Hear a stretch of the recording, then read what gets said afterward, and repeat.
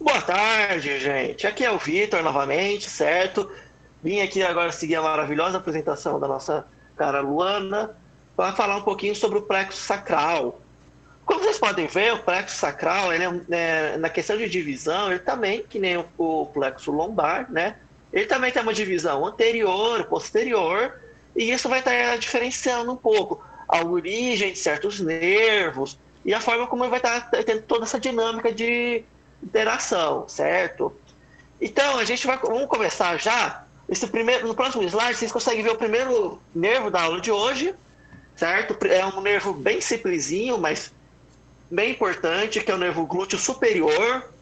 Como vocês conseguem ver aí na imagem, ele tem as três raízes de L4 e S1, tudo lá da divisão posterior, como vocês podem ver em verde, roxo ou rosa, dependendo, né, da sua sensibilidade artística, e azul marinho. O que ele tem de função? Como vocês podem ver, de função sensitiva não tem muito que a gente possa falar, porque ele não inerva muita coisa na questão sensitiva.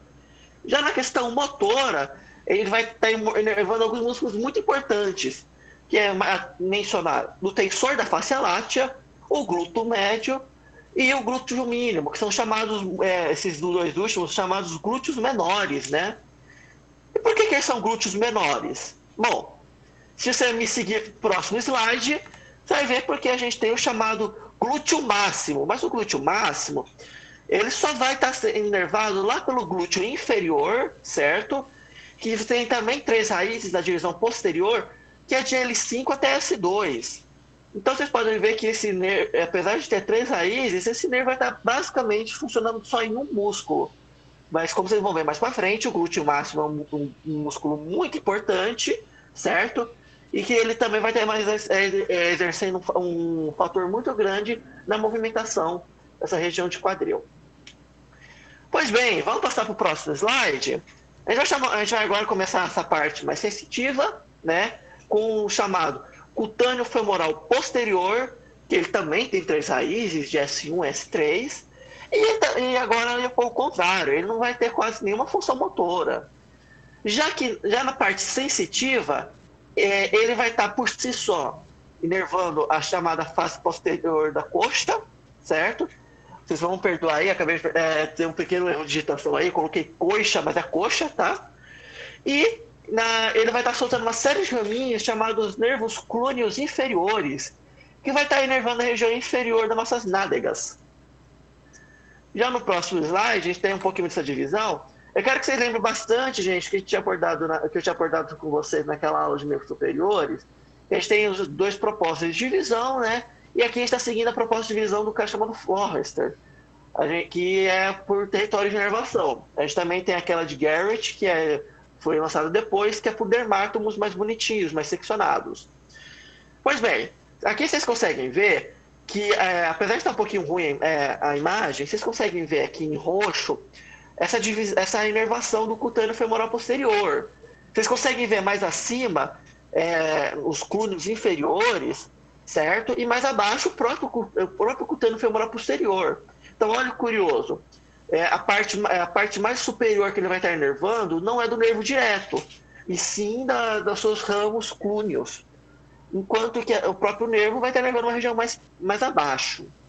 Vocês conseguem ver aí ele saindo das raízes dele, de S1 a S3, das raízes posteriores, das três cores que vocês estão conseguindo ver aí. Certo?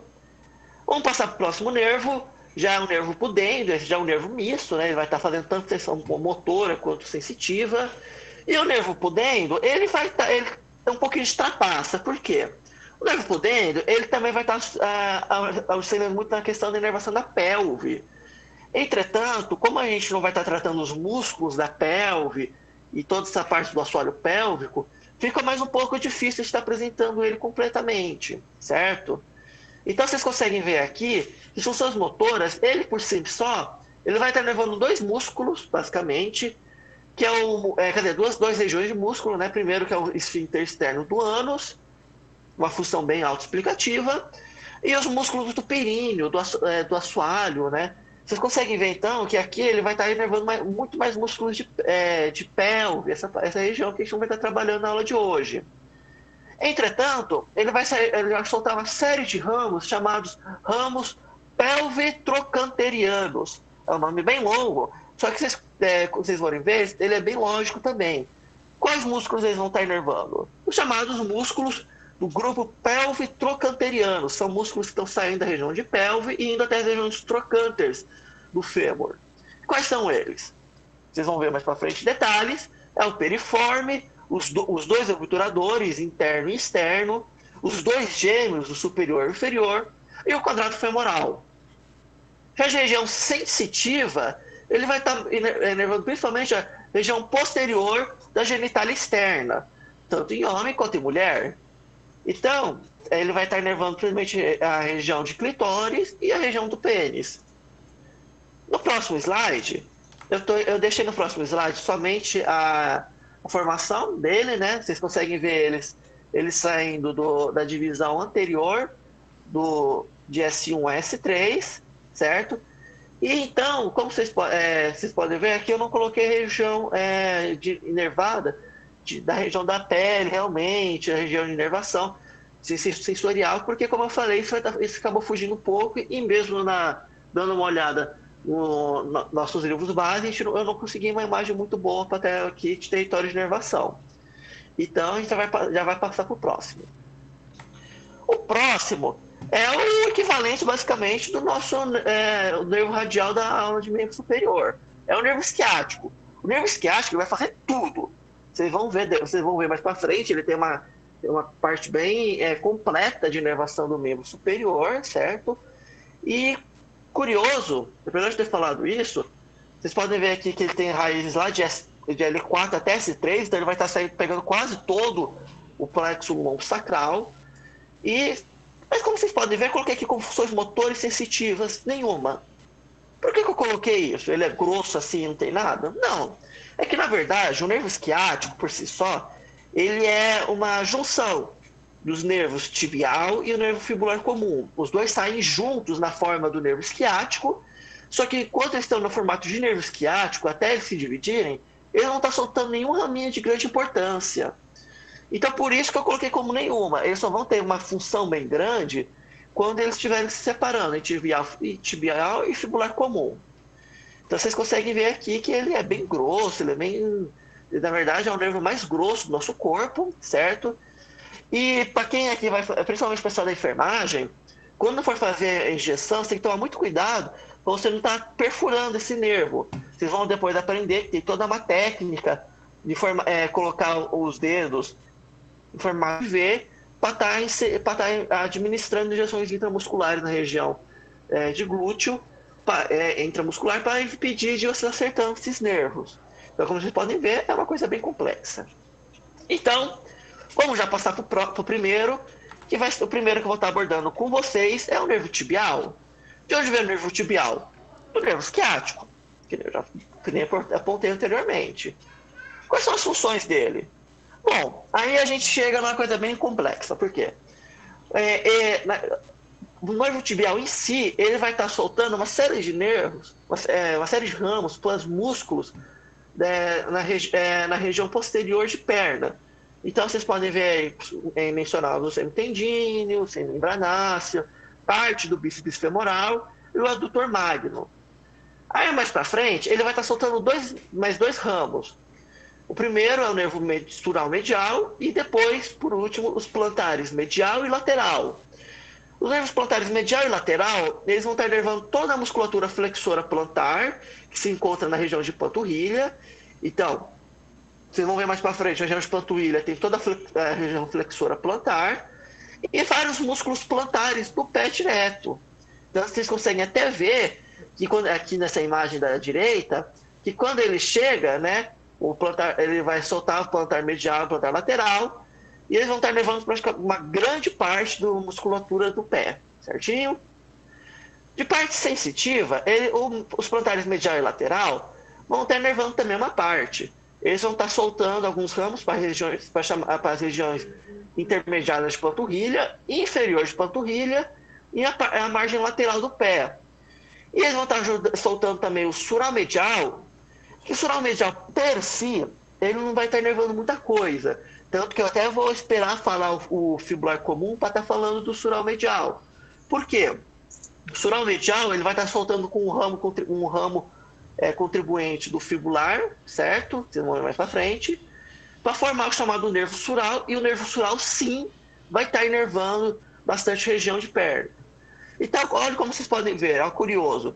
O nervo isquiático ele vai soltar em tibial comum, tibial e fibular comum. Só que para ele poder estar nervando sutural, então essas duas divisões mais para frente vão ter que se juntar mais para frente, com alguns raminhos.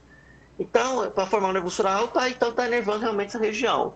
Então ele vai separar para se juntar novamente. Então, vamos no próximo slide já vamos falar do fibular comum. O fibular comum, ele também vai estar se dividindo em fibular superficial e fibular profundo. E também ele vai estar soltando o sutural lateral. Só que antes de soltar todos esses ramos, essa mistura de ramos, ele vai estar inervando também a cabeça curta do bíceps femoral. Então vocês podem ver que antes de tudo ele vai estar soltando esse ramo, o bíceps femoral, e depois ele vai se divergir uma série de nervos.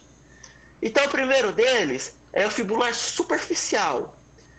Como vocês podem ver, o fibular superficial, geralmente a gente ouve superficial, a gente acha que tem uma função sensitiva muito grande, mas aqui e pouca função muscular. Mas aqui é o contrário.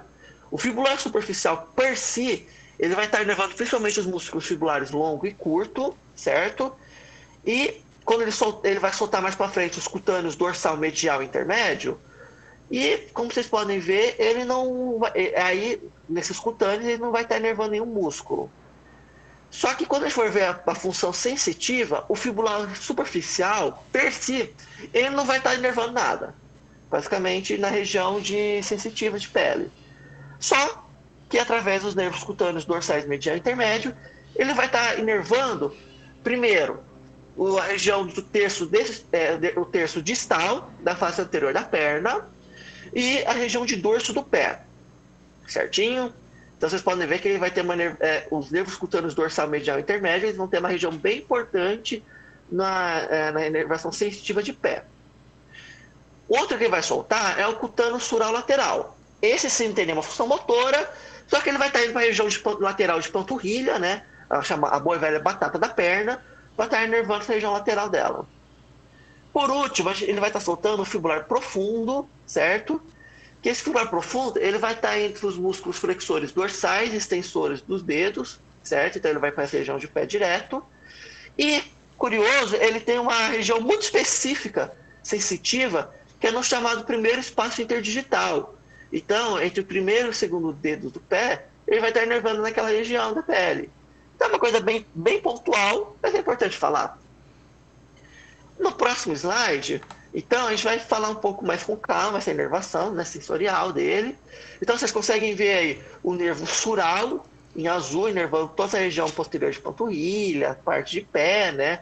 Vocês conseguem ver nessa imagem da direita, e na esquerda vocês conseguem ver bem a pontinha ali, ó, bem lá no cantinho, vocês conseguem ver que o nervo sural vai estar na margem lateral do pé. Então, vocês conseguem ver que o nervo sural tem uma região de inervação sensitiva bem importante, certo?